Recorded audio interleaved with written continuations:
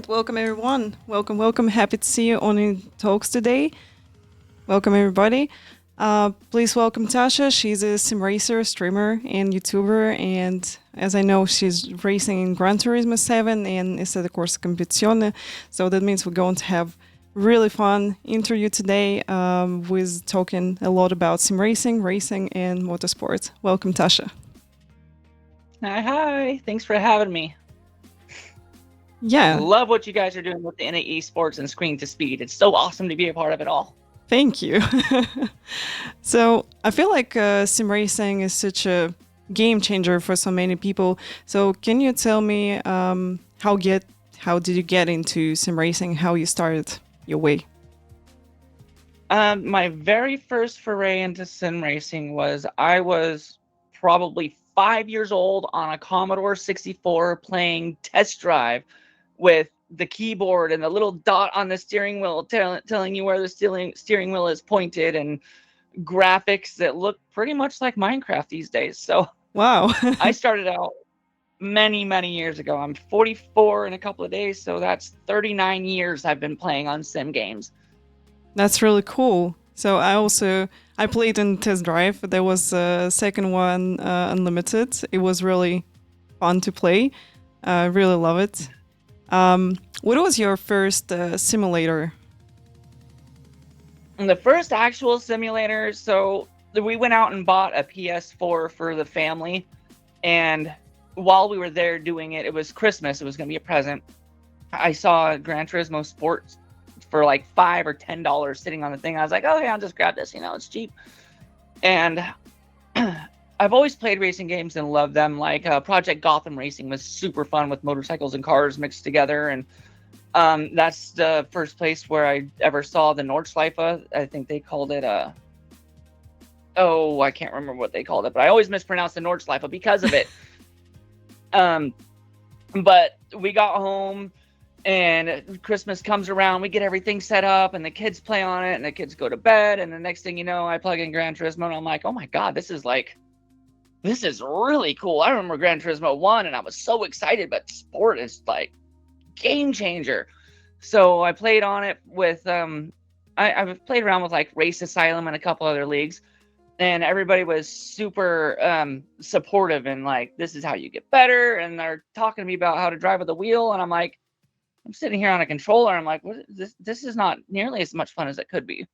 So I went out and bought myself a T150, and the pedals broke, so I went to load cell TLCM pedals, and then that broke, and I was like, okay, this is it. I'm done messing around with these cheap wheels.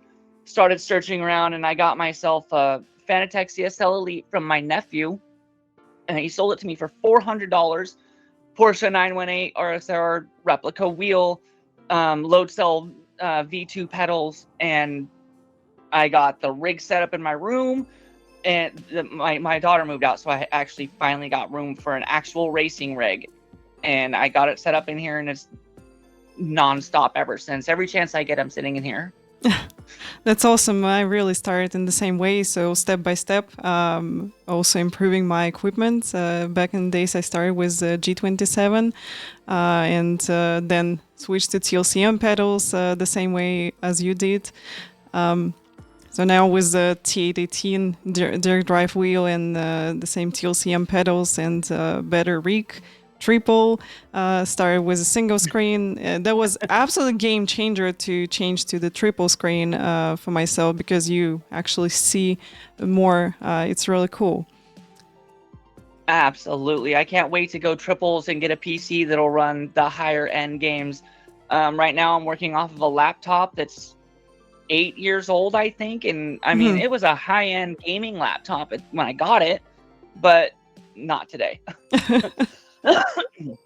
So as soon as I get a chance, I need about $1,200-$1,300 for all I need is the box. I have everything else, and then I can start working into PC sim racing and go for triples and stuff like that. I'm super excited. I was warned about drugs when I was a kid. Everyone's like, oh, don't do drugs. And I'm like, you know what? I did the whole, we're in high school, we're in college, and give it a shot. And it's not worth your time, right? But then I started sim racing, and this is what they should have warned me about, because this is where all my money goes. Yeah, that's a thing which you actually can start, but you never can stop to like improve your rig, improve your gaming room and everything, and you just spend a lot of money on this.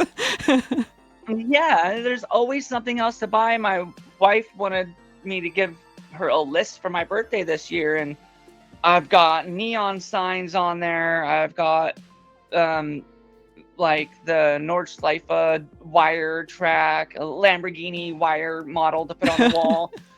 Everything that I have on there is like to improve my streaming space. And she's like, "You don't want anything else?" I'm like, "I have makeup, I have clothes, I have shoes.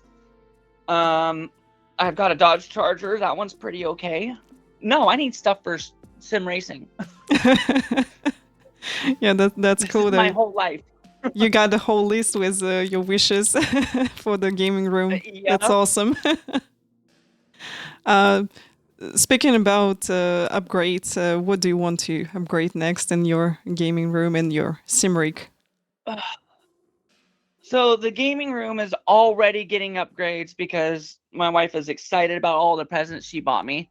So I'm good on that one for right now. What I really need is either the profile rig or a PC that'll run iRacing and ACC with higher settings and triples. That's my next. Let's go. That sounds good. So you want to get into racing, and I'm pretty sure you're going to enjoy it. And with your experience in ACC already in Gran Turismo, you'll get used to it quite fast. Absolutely. No, Gran Turismo was like my gig for a long time because I was on PS4, and like I tried doing ACC on PS4, and it's just like it's almost there, but I couldn't get the feel for it. I didn't like it. And when I finally was able to upgrade it onto PS5, I loaded up ACC and I play Gran Turismo when DTR, some friends of mine, when they do their series. I do it for the Scaly Punk Charity Racing Series because it's fun to hang out with all of my friends, and we're raising money for charities and good stuff. But for the most part, if I'm sim racing now, I'm on ACC until I get a PC and I can move on. Yeah, I understand this. It's really good that we got opportunity, like people can race on consoles and they can race on PC as well, and can choose like different simulators to jump into some racing. That's a great opportunity, definitely. This is where I really like, because so many people coming to my stream also asking me like, can I start from console? Can I like play ACC there or something like this? So yeah, and then the next step when you like upgrading to PC, you're getting into racing, into higher quality ACC. It's awesome. Yeah, I can't wait. I'm like dying to put a custom livery on my car on ACC now. Oh yeah. Can you tell me more? You just mentioned the Scaly Punk charity racing. What kind of charities did you do already? And I know that you raise kind of a lot of money for this, and that's great. That's a really good thing what you're doing. So that was a friend of mine that actually started it, and when it first began, it was called Pleb Charity Racing Series, and it went on for a while. He raised quite a bit of money on it, and then he switched the name up to Scaly Punk around the same time as my team name changed from Blackout Racing to Transmission Motorsport. And that's been about a year and a half. We've raised about $1,200 or so through a series and a couple of endurance special events. We get together. We've got two different lobbies. We've got Pro-Am for the fast drivers, and we've got Pro for the very fast drivers. And last season was amazing. We had a lot of fun doing it. Phil did his first stint doing comms. It was really fun watching him get into it. And I do comms for the Pro lobby because I wasn't fast enough to get into that one. So that's how I found out that I love doing comms.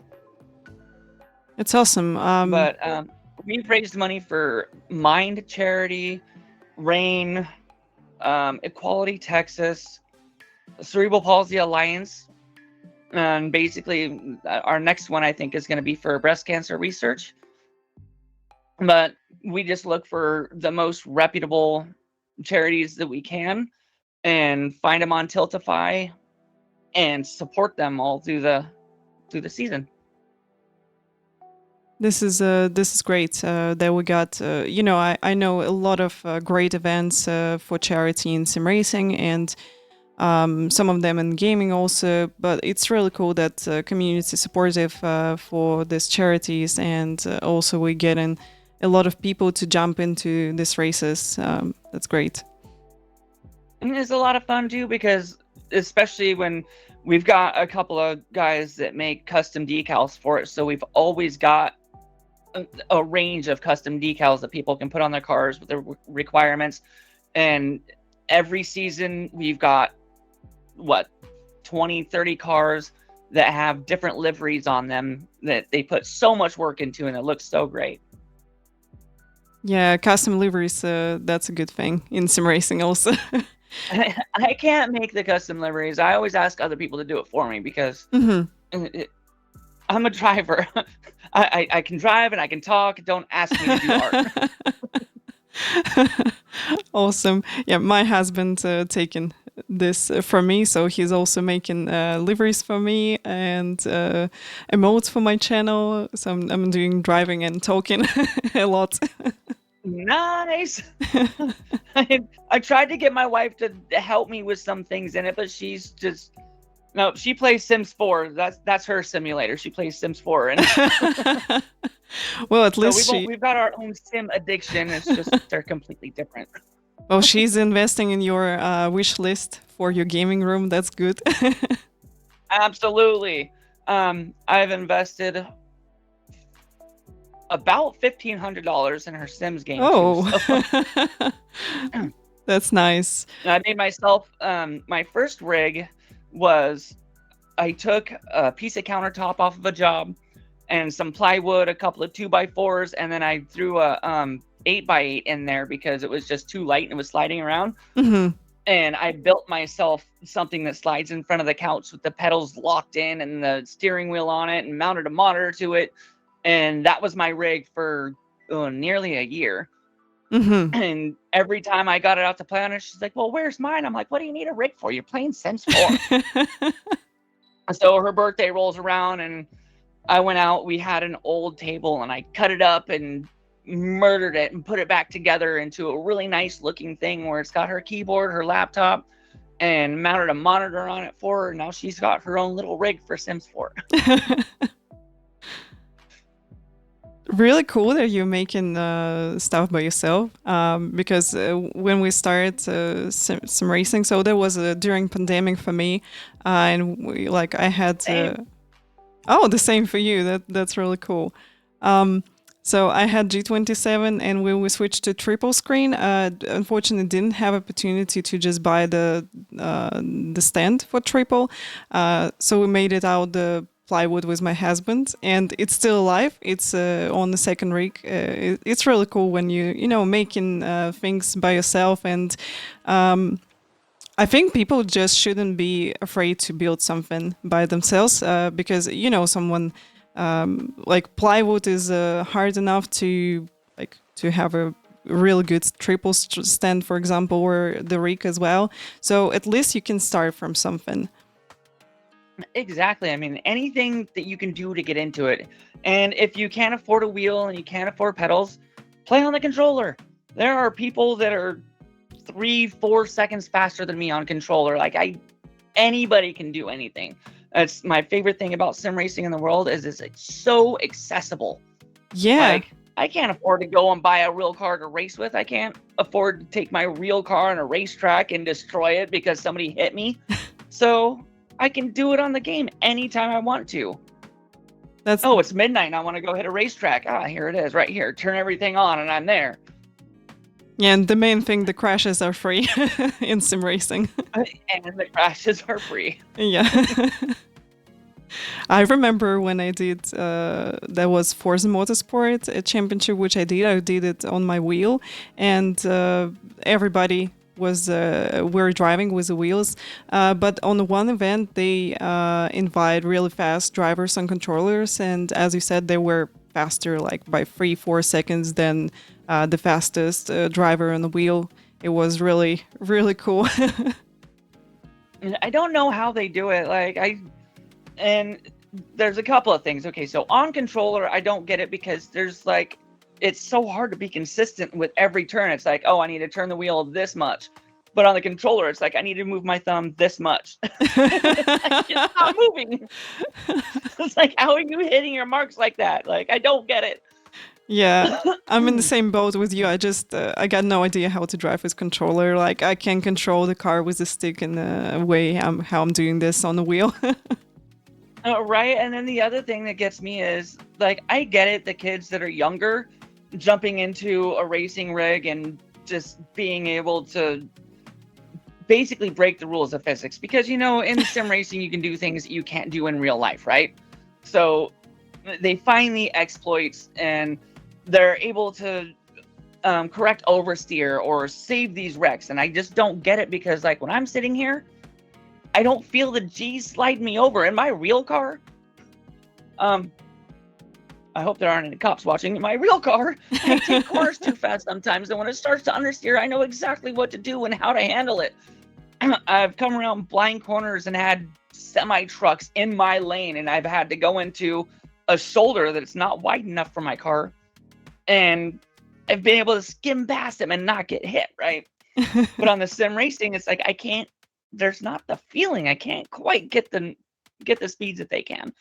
But I'm never gonna give up. I'm working on it and constantly improving. So That's the main thing, to go step by step, as the same way as you're doing with equipment, you're doing the same way with your driving. You just step by step improving. So speaking about your car, do you ever think maybe to take your car and do the test day or something like track day on the real track? What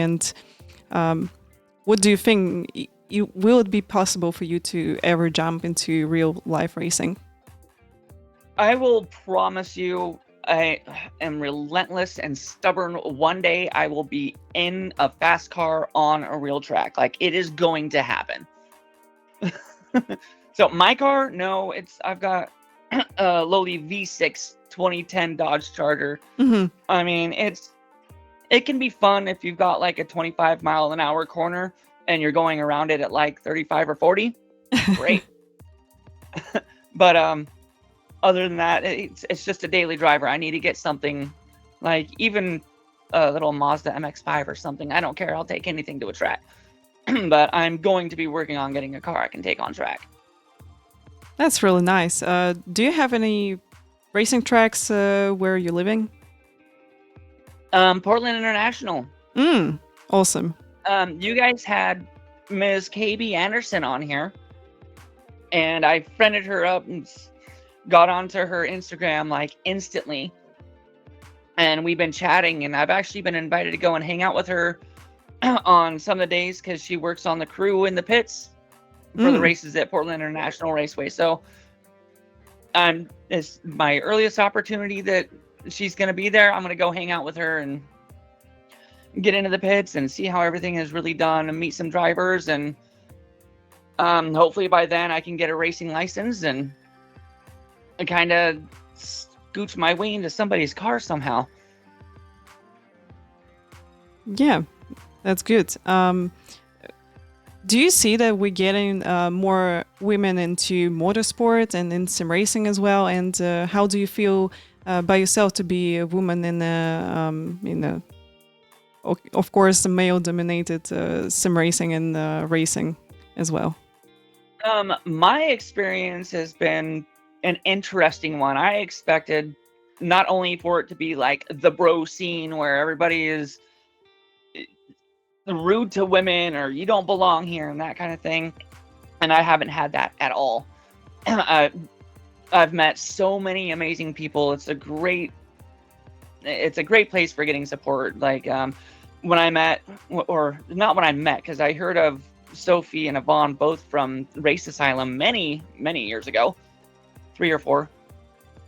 But when I actually started getting to know them, like 6 months to a year ago, I found out about the INIT esports and screen to speed and the whole community of the number of women that want to be involved in it is just amazing. And I love that they've got this welcoming place for us all to come and join and talk, give each other tips, and find new series to race against each other with. And I love it. I think more little girls would be into it if they had the opportunity.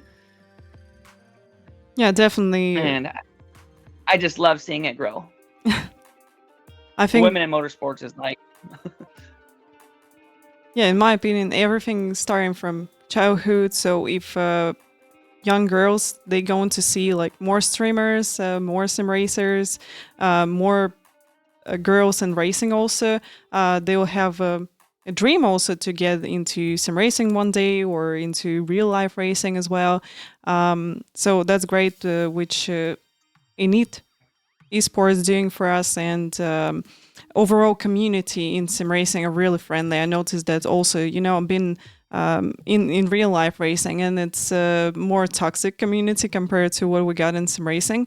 And to be honest, I'm so happy that I'm in sim racing right now, and Twitch community are pretty and supportive as well. What do you think about Gran Turismo 7 community? So we just been talking with other guests about F1 community. From my side, I was talking about a racing community. So would like to know, how do you feel in Gran Turismo 7? The Gran Turismo community was great for it being accessible and teaching me the basics and finding people to surround myself with and like feel supported and a part of something. I really wish they would do a little bit more listening to their fan base and, maybe some upgrades, tracks, cars, that kind of thing. But it's not my favorite anymore. I loved Gran Turismo until I got ACC on PS5. Now Gran Turismo is like, I'm going to relax and play with my friends. ACC is like, I must get faster. Understand this. We all got that kind of games which we play like occasionally with friends, and then simulator where you're really hard racing with everybody. Can you tell me what is your favorite track in the Assetto Corsa Competizione and favorite car as well? I don't really know for sure about a favorite car yet. I've only really driven the 992. I think it's the 23 992 Porsche, and the Lambo Evo 2. So they're two totally different cars to drive. In Gran Turismo 7, when I first started, the Lambo just wanted to kill you, the Group 3 Lamborghini. And the Porsche was super easy to drive. And as the updates came through, the Lambo got nerfed, and now they almost drive the same, but the Porsche drives nicer than Lamborghini does. And then on ACC, it's like the Lamborghini is so much easier to drive than the Porsche. The Porsche just wants to murder you everywhere you go. But I like both of them. They're both a different kind of challenge to get your times down on the track. As far as track is concerned, I really like Imola now that I've had a chance to drive it. Silverstone's a lot of fun, but I really just love the Nordschleife, every different way you can do it. The N24, the Nürburgring GP, it's where you go to relax and drive way too fast. One day I'm hoping to make my way over to Germany and at least visit it, but I'd love to move there. Yeah, I think that many people will be jealous for those people who's living next to the Nordschleife and got opportunity to near every day race here and have a track day. Oh, I know the jealousy of it. I know a person who lives there and actually works there. And I saw a video of them repaving part of the track. And so the first thing I did was message her on Discord and be like, what's this? And she's like, oh yeah, it started yesterday and this is what they're doing. And they're ruining this corner by adding a curb that's taller. I'm like, Thanks. You want to sponsor somebody to move down there? Like, can help you pay rent. I'll drive you to work. Anything I can do, just get me to Germany. I think that Germany is a really nice country to live in. So I hope you're going to have this opportunity in the future to move into your dream country and be close to Nordschleife. You know what's funny too is like living where I do in the United States, I feel like if I did go to Germany, it would be like the same, but they speak a different language. From everybody that I've talked to over there, I've got so many German friends. It's almost like the same as the state that I live in. Mhm. The trees look the same, the weather looks the same, everything looks the same, and I'm just like, see, I'm in the right climate, I'm in the right geographical kind of location. I'm just not in the right part of the world. All right. Talking about your streams, how do you enjoy them? And do you find hard to drive and talk at the same time? Sometimes driving and talking at the same time is just not my thing. I do my best, but there are times that I'm like in the middle of a race, I'm trying to go as fast as I can and push to the limits, and I see a little chat message pop up over here, and I'm like, oh, who's that? Crash. So it's been a lot of work trying to find that happy medium of where can I look at my chats and how can I pay attention to my viewers and still not destroy my race. I started streaming just for like posterity's sake, like, oh, there was an incident, I can go back on my stream, I don't have to search through a replay, and my friends could come and watch my laps and stuff like that. It was mostly just to keep track of things and my progress as I was getting better. And then I started getting a couple of followers. I still don't have many, but I started getting a couple of followers that I didn't know. And I'm like, oh, this is kind of fun. I like talking to people. And then we had a commentary person drop out for one of the Scaly Punk charity races. And I was like, I'll do it. And I found myself running my mouth for 2.5 hours, maybe 3. And I was like, this is kind of fun. I like judging other people's driving and talking about it and laughing with the people on chat. So I was like, okay, I'm going to make this like a side gig. It's a good thing for racers to do sim racers to do when they don't feel like sim racing, or just to engage with the fan base. So that's when I got into commentary, but I really love it. I'm starting to find my my groove so that I can stream, manage talking with chat, and not completely destroy my race. Early on, I had anger and temper issues because I just didn't have the consistency, going around the track. Besides the fact that I'm streaming, I wasn't that great anyway. And so I would get upset and the rest of my race would get ruined. So over the last probably 8 months to a year, I've been tempering that down so that it's like, okay, this happened. I missed my braking point and slid into the grass. I didn't destroy my car. I'm still in the race and I'm going to keep going until it's over. And I'm just not going to be mad, because what happens when you get mad? You start making mistakes. You're trying to overdrive the car. And the next thing you know, it's like, oh, I can get closer to that sausage. No, I can't. So there is no closer to the sausage that I was driving before. Now my car is bouncing off into the wall on the other side of the track. So and staying calm, keeping cool, just keeping everything smooth. That's the whole goal of it. And just getting better every day. Well, I hope it's every day.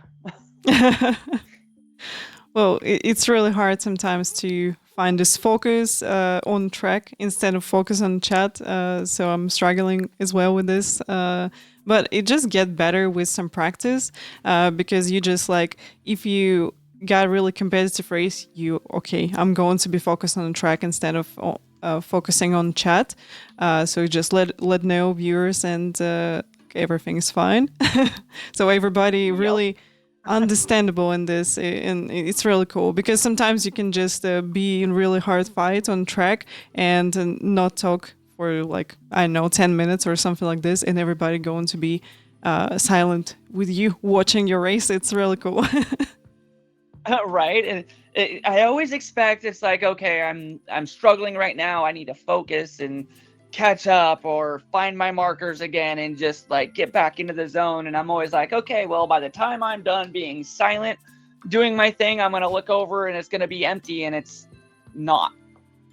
Like, they're not here just to talk to you. Like, they're here to watch how you're racing, the lines you're taking. They're here to learn from your mistakes too, because even the aliens make mistakes. I know one of the guys that he hasn't streamed much, but he just started streaming. I met him trying to get into my first ACC league, and I was like, I'm not really very good, but I would love to try this driver swap series thing that they've got going on. And I found out you can do driver swaps, like really real driver swaps on ACC. And I'm like, yeah, let's do it. And he's like, oh no, it's cool. Just please don't try to go too fast. Don't run into people, and stay smooth. If you can just stay smooth and focus, I don't care how things end up. I just want to see you improve. And that's been like everybody's attitude that I've talked to so far. And I've gone from 10 seconds behind the pace on ACC to I'm a good mid-pack to tail end of, well, above that. Tail end of the good drivers and mid-pack driver now. Mm-hmm. And it's only been 2 months since I've been playing ACC. So Gran Turismo did teach me a lot. I'm pretty sure that I'm not going to knock Gran Turismo too much. Mm-hmm. Yeah, I'm pretty sure that Gran Turismo gave you a good base for sim racing and to drive in ACC and in racing in the future as well. It's really cool that you got this experience, and right now you making good improvements.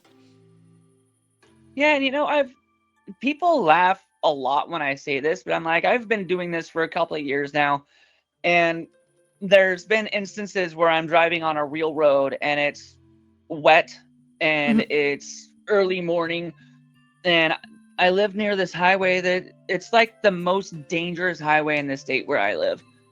And I've seen literally an accident every other day for a year before on this highway. And one day I'm driving down the highway and I look up. I don't look up. I'm just like, come around the corner, and the next thing you know, all I can see are these headlights that are about the same height as the roof of my car. And I didn't freak out. I wasn't scared. I was just like, oh, I need to go around him. And when I was done, I was like, okay, so I didn't hit the guardrail on the right side. I didn't break my mirror on the semi truck that was 100% in my lane coming around this corner. I can't attribute my calmness or my reactions to anything other than sim racing.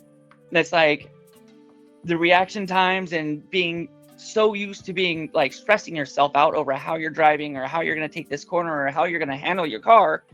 In real life, you're doing a quarter of the speed half the time or less. And so when something dangerous does happen, there's no thinking involved. You can react, and you know that it's safe to do this because your car's not even close to the limit. So why can't you just like whip it over real quick? Yeah, in my opinion, people who driving on the road, they should jump into whatever, sim racing or maybe some like extreme driving to just teach these reactions. Yeah, as you said, and it's really helped me. It's like it saved me, a couple of times on the road when I was driving the car. And that's a good thing which you notice that sim racing help you in the driving in real life as well. Yeah, just knowing the feel of the car. It's like the first time I ever got understeer in a car that I was driving in real life, I had never like driven with the simulator, like the wheel and everything. And even if I had, it would have been 40 years ago before they had such a thing as force feedback or pedals that like actually had real load cell feel to them or anything like that. And when my car started understeering, it was like pure panic moment. And It's like, okay, what do I do? Oh, hit the brakes. Oh, that's not helping. Let off the brakes some. Oh, try the gas. Let's try steering less. No, that's not going to help. And you just don't know what to do when you get into that situation until you've like really been there. And when you practice it every day, something happens and there's no question, there's no thought, there's, oh, this is how I handle that situation. Yeah, in my opinion. So yeah, why don't they make simulators like part of courses for driving, getting your driver's license? Yeah, exactly. I think that should be a part of it because you get in really good skills which can save your car, your life on the road, and it's great. And in my opinion, a lot of accidents which happen on the roads, that just because people panic and they don't know what to do in this situation, and that's it. As you said, like you was panic a little bit when you had understeer with your car in real life, yeah, and this is exactly what happening with people, and no wonder because they absolutely got no experience in such a situations. Right, so you don't know what to do. The first thing you're going to do is panic and wreck your car. Yeah. So the only real life wreck that I've ever been in that we're not going to count the one that was half on purpose. I was on that dangerous highway that I was telling you about. This other one, right? Same highway, and they were doing road work on there, and I pulled up behind the semi. It's a flagger, and I'm like, I hate this highway. I'm gonna give myself a semi length between me and the truck. Someone's gonna come by and hit me. I just know it. And 3 days in a row, I'm stopping at this flagger. And finally, the third day, I stop. I hit the flashers. I check the mirror. Okay, there's somebody stopped behind me. I'm safe now. See what time it is. Click the phone. As soon as I started reaching towards my phone, I hear this screech. And I was like, okay, number one, he was speeding. Number two, we're all going to get hit. So I was like, all right, I need to be able to control my car. So I don't want to have the brakes on too tight. So I put the car in gear. I let off 3/4 of my brakes so that they were just barely holding me in place. And he dodged the car behind me. This is awesome because he's in this giant Toyota Tundra, right? You got this much space, and his truck is this big. And he bounces off the guardrail, completely misses the car behind me, smashes in the tail of my car, and if I had reacted any differently, I probably would have ended up in the oncoming traffic that was flying by like nothing's happening. But instead, I was able to control my car, and I was like, okay, kept it inside my lane, and I didn't hit the truck because I gave myself space.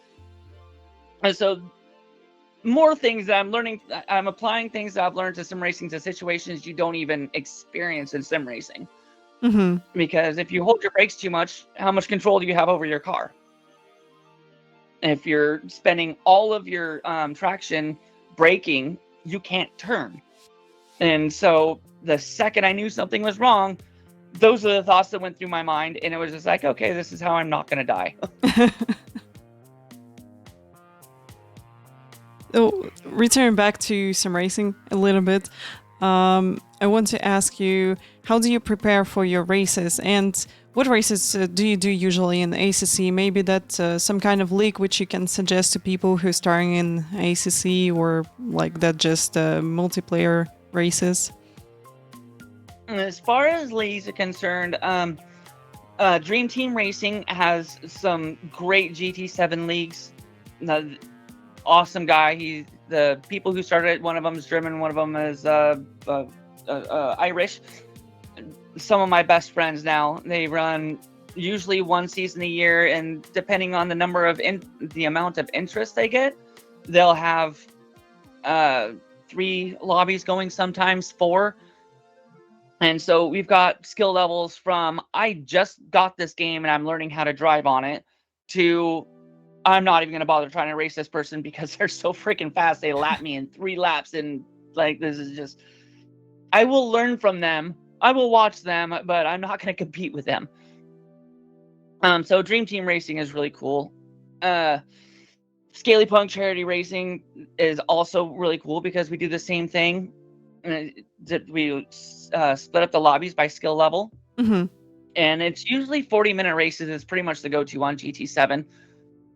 Since I started ACC, my first series that I started, it was supposed to be like a 2 or 3 hour driver swap thing where it's like, oh, I'm going to drive for an hour out of this. And it turns out that one got canceled because there wasn't enough interest. And then I saw they had another one and it cost a little bit of money to join. But once you pay money, they can't cancel it. So I started a 4.5 hour driver swap series. And so I'm doing that with Phil Hooligan. And I've got my friend Neil the Seal, Neil Wright. He's part of Infinity Racing League, IRL. They've got a Discord server also. And they are partnered up with ACC Consoles. I'm sure if you've ever played ACC and you look up the online lobby list, ACC Consoles is like all over it. They've got tons of lobbies on there. They do a time trial where they set up the track for the month and anybody can go and join on it. There's no password and you can see how you stack up against however many people enter it. I think I was 43rd out of 115 the last one I was able to take time and do. So that's not bad. Like I said, I'm mid to little bit better than that pace. So those are really good leagues. And then there's another one coming up. It's going to be an IMSA Endurance Racing. And it's going to be a mixed class that's run by ACC Consoles as well. And so I want to have an all-female team for this one. So I asked Yvonne to join me on that one. And anybody else who is interested, I think we can have up to 3 or 4 drivers. Mm-hmm. So any other ladies out there want to get in on this, let me know. Yeah, so you can message Tasha. Oh, right. It is on PS5 though. It's not PC, unfortunately. But yeah, no, basically I want to get as good as I can, so I drive everything that I can. I wasn't very good at ACC when I first started it, but I'm not going to be like, oh, I'm not going to join this series because I suck. I'm going to be like, I'm going to go join the series and see how well I do and see how much I can learn from them.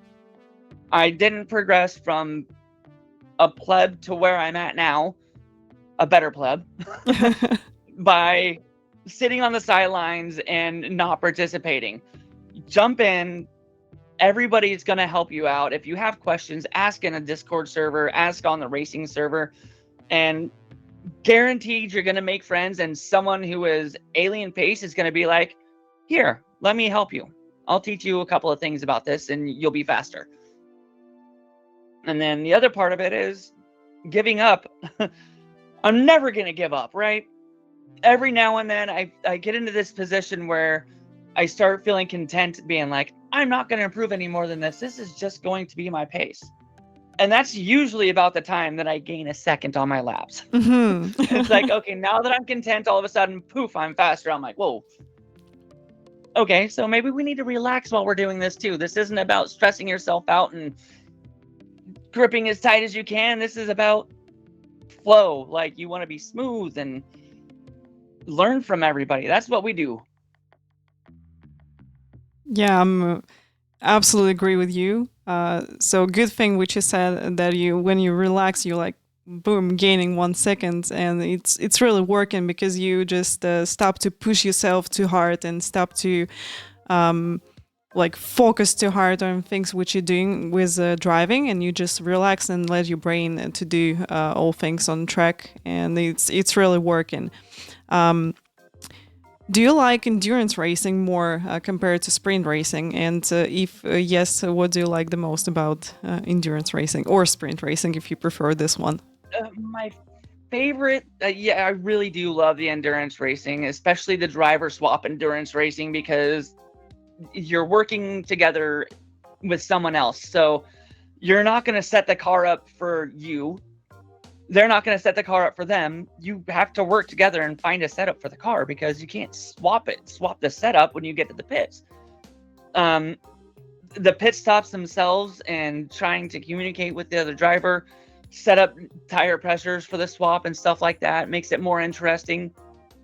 Just being there, having a teammate in your ear. They can watch you the whole time on ACC, especially in like if there's something you're doing every lap that you're not catching, they can give you advice on it. Or, I really love the AI on ACC where it tells you, it's like, oh, car on the right, oh, clear on the right.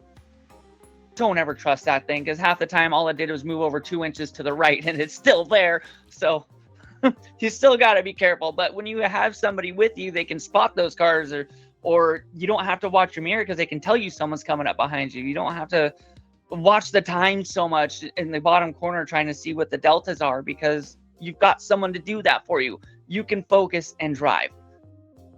And then my other favorite thing about the endurance races is they last longer.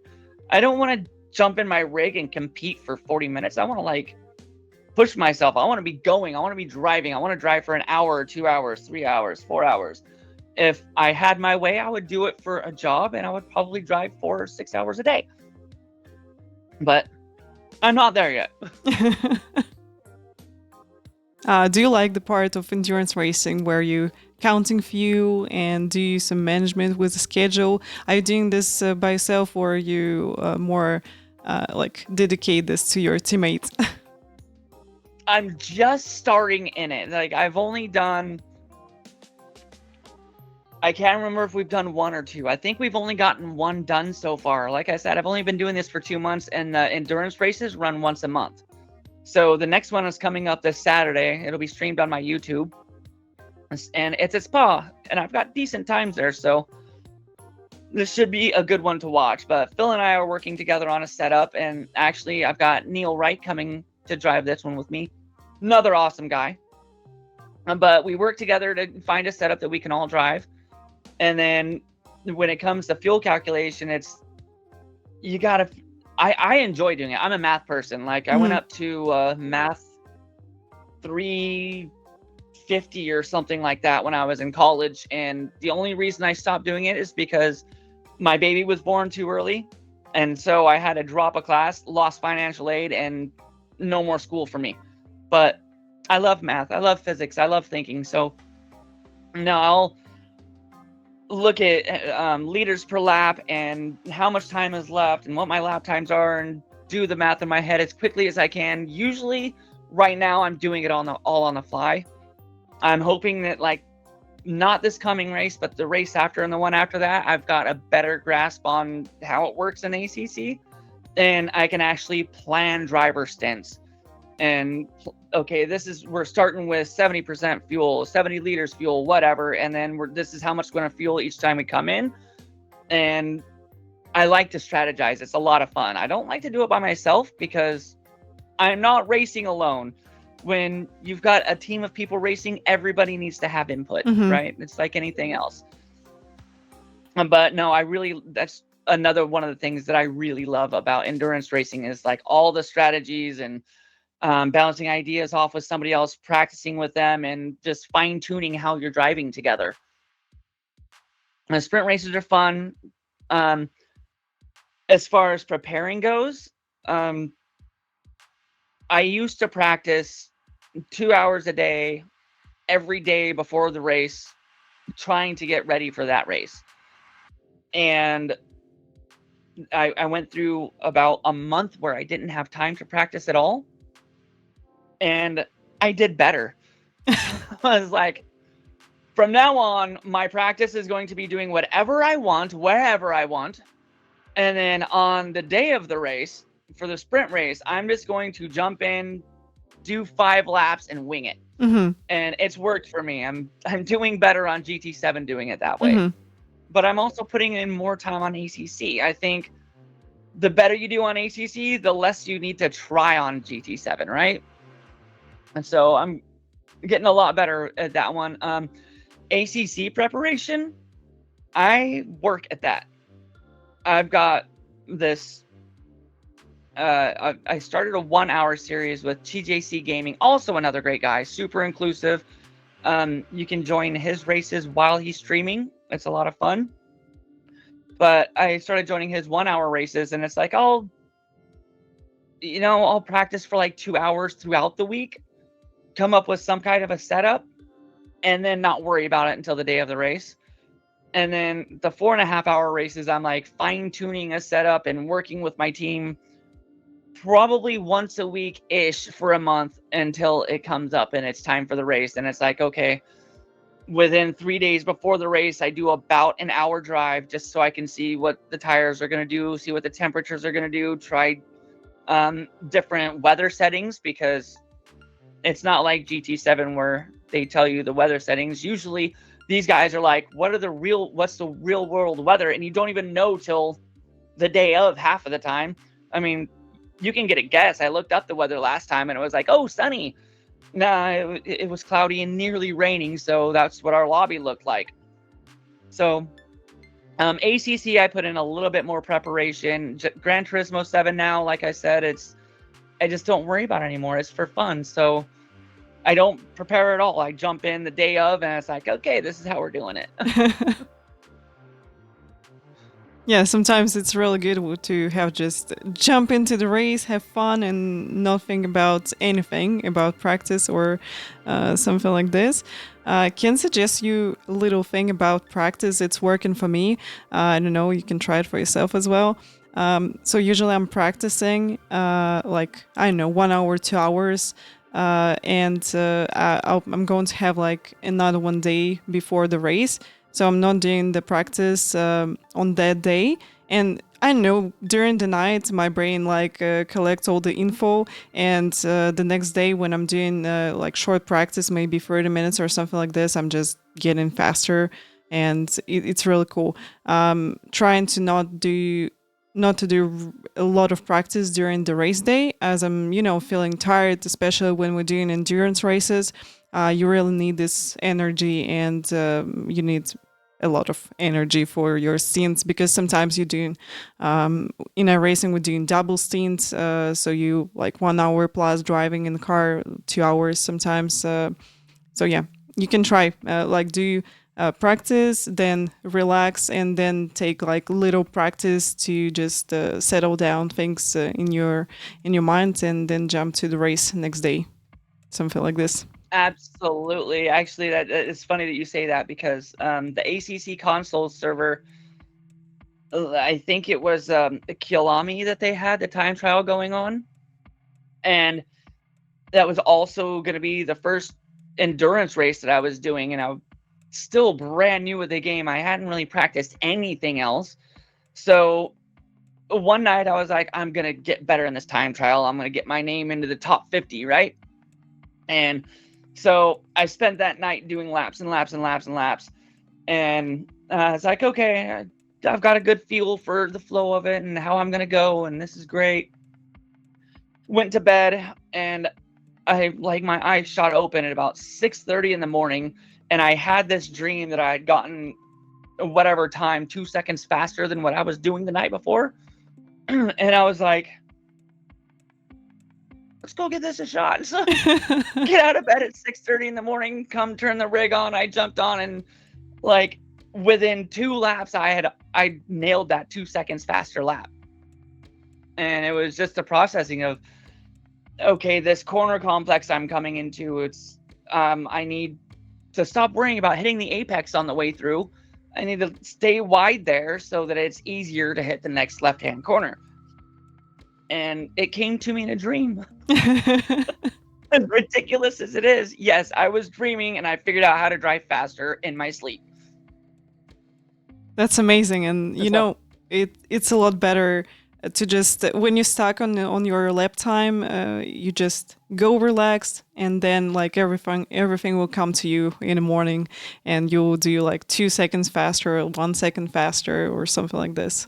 It's working all the time. Right. And one of the other things that I use is, so do 300 laps at Kielami trying to get your time right, and all you're doing is frustrating yourself, because it's not, all you're doing is overdriving the car. You're not learning anything. You're not doing any better. What's a track that you are good at? Go play somewhere else for a little while. Like, I was like, I haven't tried the Nürburgring or the Nordschleife on ACC yet. Let's go see what that one's like. Ooh, it is not the same as it is on GT7, but I still really love it. And so I go play on the Nordschleife for a little while and go back to the other track, and it's like, oh, this corner looks completely different now. I'm like, all right, I can brake another 4 meters later here. Let's do this.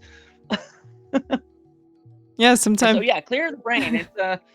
It's like when you're out tasting wine or tequila in my case. You taste one, you have a little cleanser, and then you taste the other one, right? Switch it up a little bit. It helps you learn. Yeah, sometimes you just need some fresh air to get in, and then you just jump with a better energy to the track, and you're like, oh, yes, I can do this corner a lot better now. And yeah, it's working all the time as well.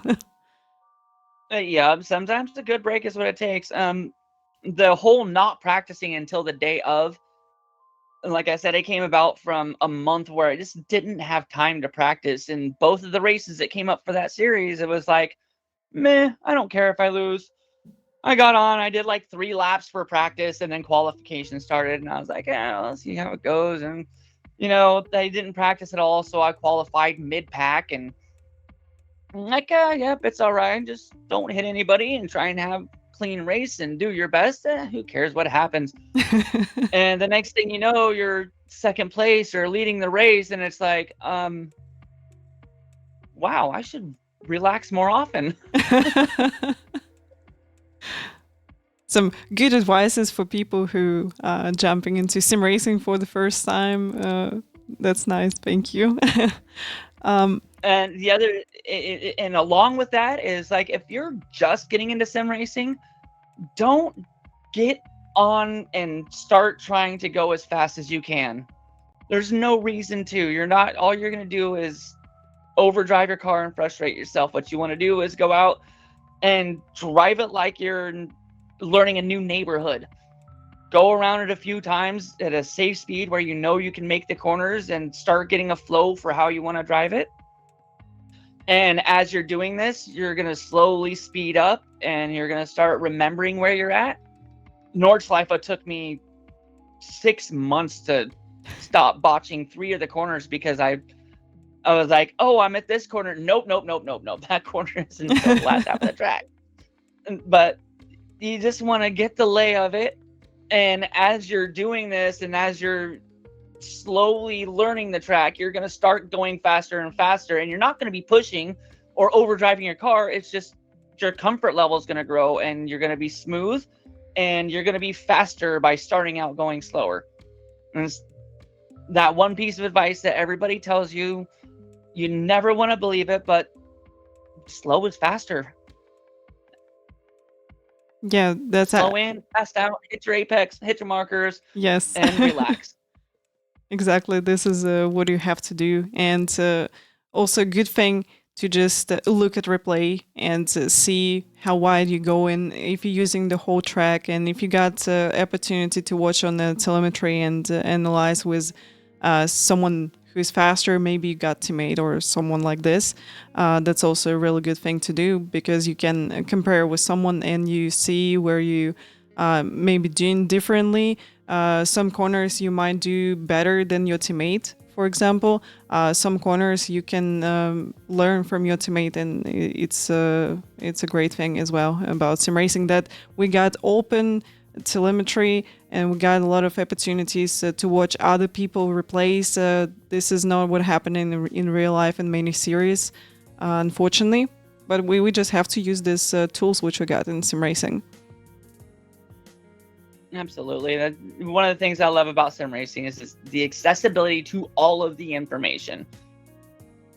You're struggling on a track and you've got a league race coming up and you just don't know why you can't get any faster. Pull up YouTube.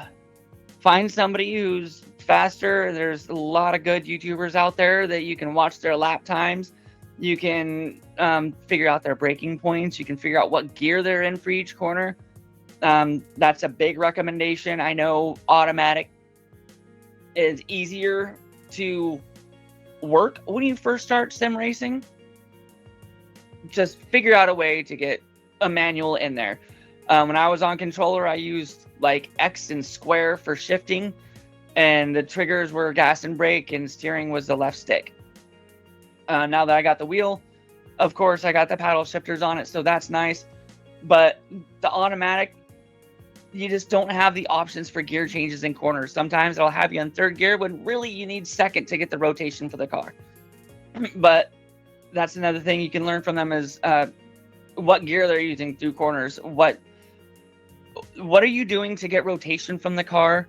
And what are you doing to stop the rotation and get on the power on the way out?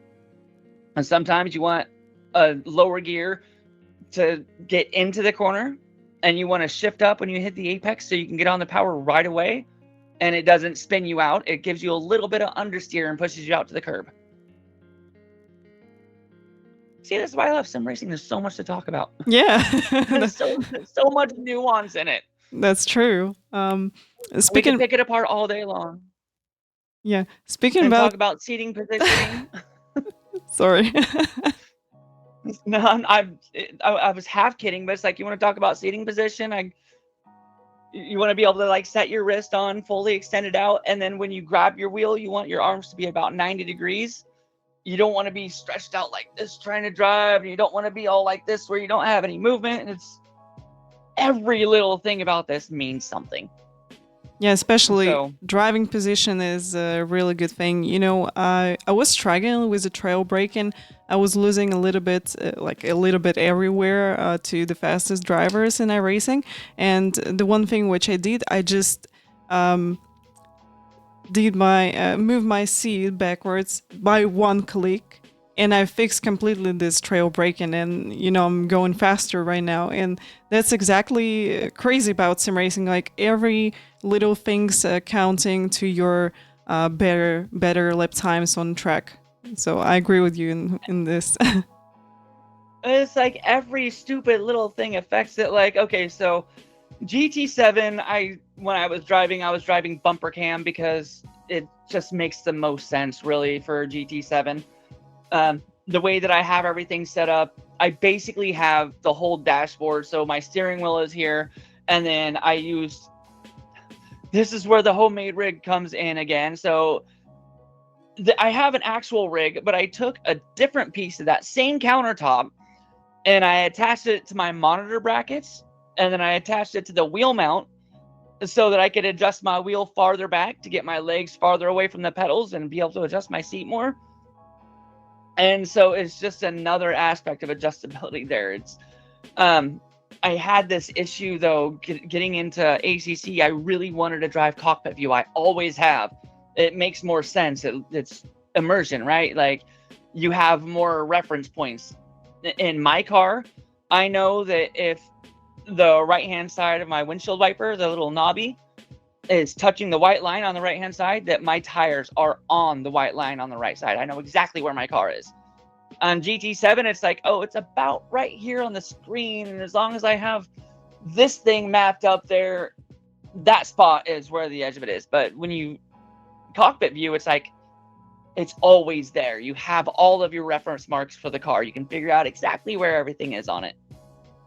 So with the new seat, I'm raised up a little bit more, and I've got a 55-inch screen that it goes up to way too tall. So I wasn't able to get into any other view besides bumper cam on ACC even, because I would have been looking like this while I was trying to drive. And you don't want that. You want to be looking straight ahead. Everything matters in sim racing, everything matters. So now that I've got a comfortable seat that I feel like is hugging me, I love it. I'm raised up just a little bit higher. I was able to get my settings, and now I'm racing in cockpit view. And you know how your lap times always suffer when you first switch views because you're not used to the braking markers? Took me one lap to beat my previous time. Wow. I did one lap and I was like, okay, I see where everything is. I did another lap and I was like, all right, 2 seconds. I got this. Yeah, that's it's always 2 seconds with me too. I don't beat it by a half second. I beat it by 2 seconds. That's what a right driving position is about. So you just get in comfortable position. You like, wow, I can be faster, because you actually just you got more confidence in your braking. You got more confidence when you're going on throttle back, and overall, you're just feeling comfortable in your rig, and it's really important. Yeah, one of the next things I gotta. So this is a huge mess of an organizational thing right here, right now. But one of the next things I got to do is figure out what to do with this. I mean, when I'm driving, it's. But if I have it over here, then nobody can hear me. If I have it over here, my arm's hitting it. So, it's a work in progress. Now, you got to see this, though. And it's okay if you laugh. I laugh all the time. So that's the desktop that I use to extend everything. Oh, that's nice. This is about my view of the screen when I'm driving. It's like craning your head way up to see that. So this is my eye level. And this is my streaming setup over here. It's a mess of a jumble of wires because I have to use way too many devices tethered together to make everything work. So my 10-year-old laptop, I use the tablet down here for voice chat. Mm-hmm. On this side, I was donated a couple of pieces of the 80-20, 80-40 rig, whatever, with the keyboard mount, but they don't mount on this, so I had to.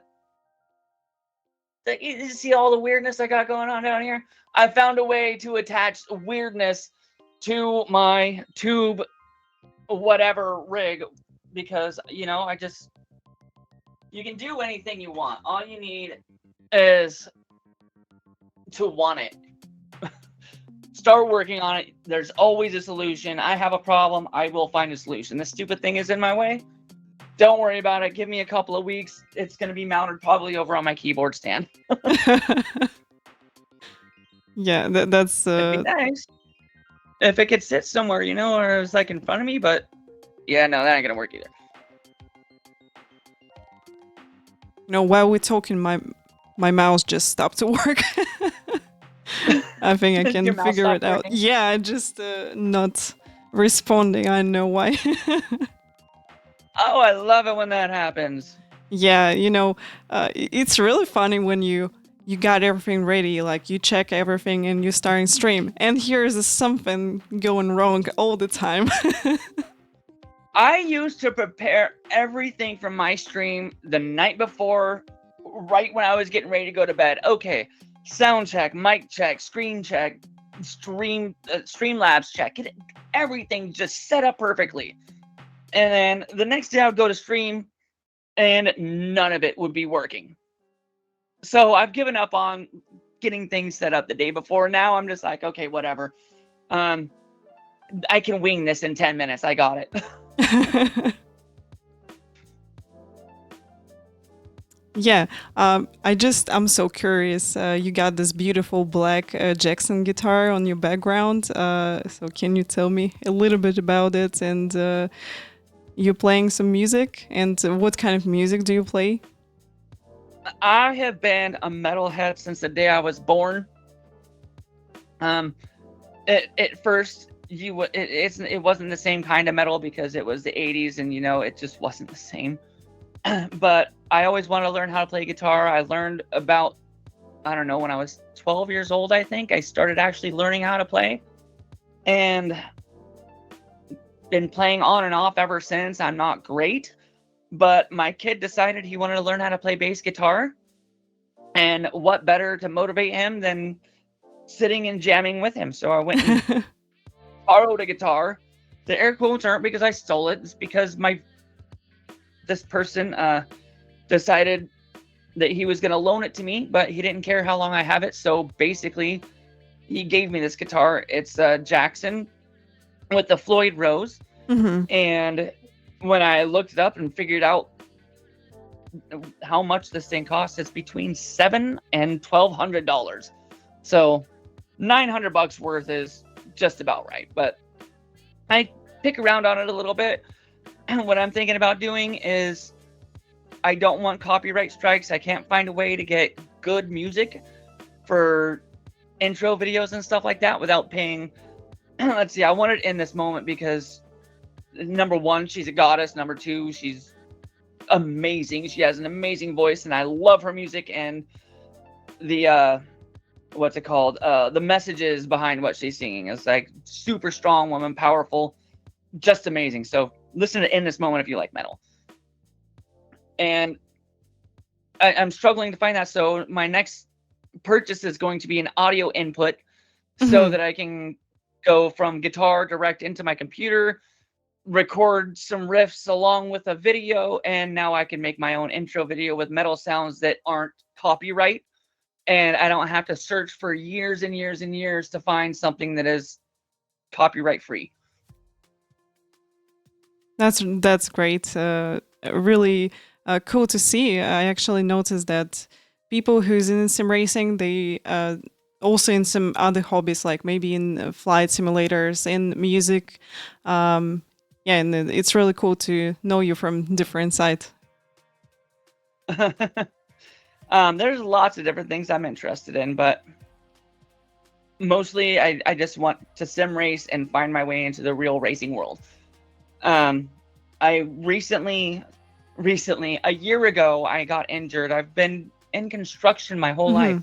So you want to know how to build something? You need something built. I can basically do anything. I work with CAD software. I can engineer a house. I can engineer a deck. I've built everything from running heavy equipment all the way through finishing touches on a house when the homeowner was moving in. I can do it all.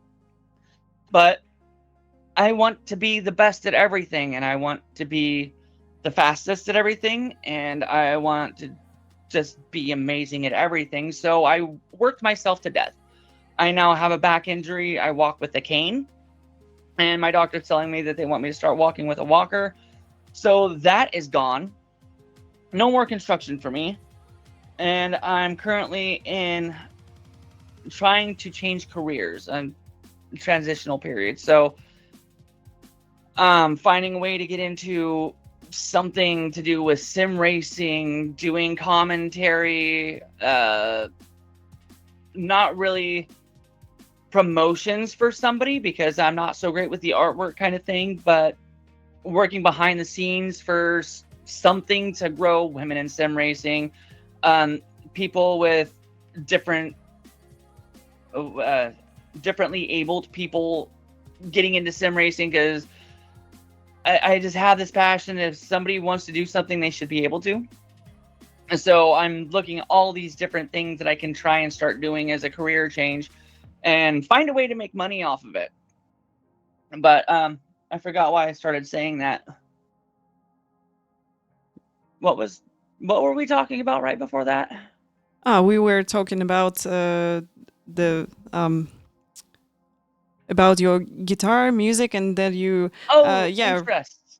Interests, yeah. So yeah, I've got all these interests and nowhere to put them now. So I'm spending a lot of time trying to find scoosh my way into a new career somehow, with something that I love, and probably going to be spending a lot more time. Luckily, my mother-in-law lives in Portland. I know most people wouldn't say, oh, I'll go visit, but I'm like, number one, she's not that bad. Number two, she lived at the same place as Portland International Raceway, which if I spend enough time there, I might be able to find my way onto a team, Even if it's not racing, I could sit behind a TV screen and relay information. I'm really good at talking. Yeah, we can see this. You're awesome in this. I'm trying to tell, is that an insult or a compliment? All right, and before we wrap up, the last question for you will be, do you have any big plans for your YouTube channel and for streaming? Are you planning maybe to expand and stream on Twitch as well alongside with YouTube? My goal right now is to get monetized to the point where I can afford to not have to put money into things like dual streaming. If my streaming was paying for things like a dual stream, through Streamlabs, then I would already be going on to Twitch. So I'm working towards it paying for itself to grow. It hasn't happened yet, but it will. Besides that, most of my streams right now are either comms for other people racing or me racing in a league. And I've made a couple of review videos. I'm working right now on, I've done the recording, obviously it's here, but I recorded myself putting my whole new chair together